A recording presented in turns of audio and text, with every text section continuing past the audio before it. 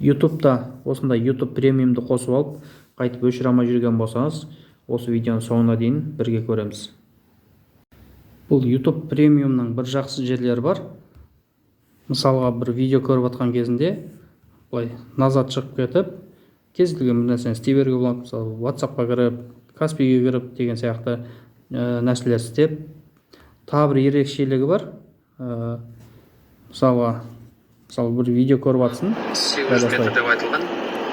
Блокта алып қосыласың. Шамамен 800 метрде шығар. Блокта тұрса да былай сөйлей береді дауысы. Оны да 10 жыл дегенде. Осындай ерекшеліктер бар. Ал жаңағы ең бірінші басты несі, неде әр видеоның 2-3 минут сайын әр видеоны қойған кезде жаңағыдай реклама шыға бермейді. Жаман жері ай сайын ақша ұстайтын болады. Ол үшін өшіру үшін мынау логотип болады, V деген. Біреулерде мына жерінде болуы мүмкін. Мынаны басамыз, одан кейін біреулерден 3 точка, болмаса менде настройка.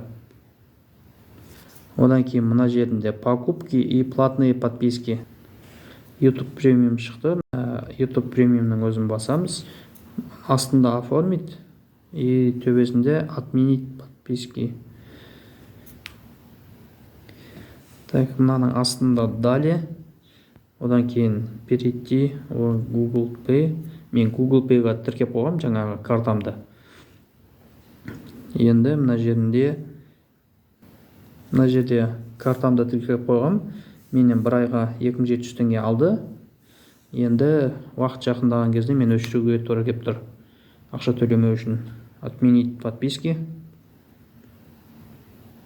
Одан кейін мына жерде не үшін отмена жасағаныңды айтуың керек. Мысалы, я редко пользуюсь сервисом.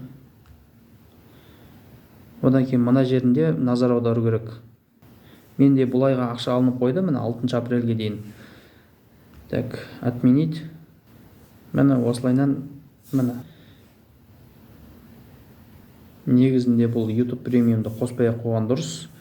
Ай сайын 2700 теңге кететін болады. Қосуын қосасың, қайтып өшіруін қиын болып кетеді. 6 октябрьге дейін ақша төлем қойған, одан кейін өзі өшіп кетеді.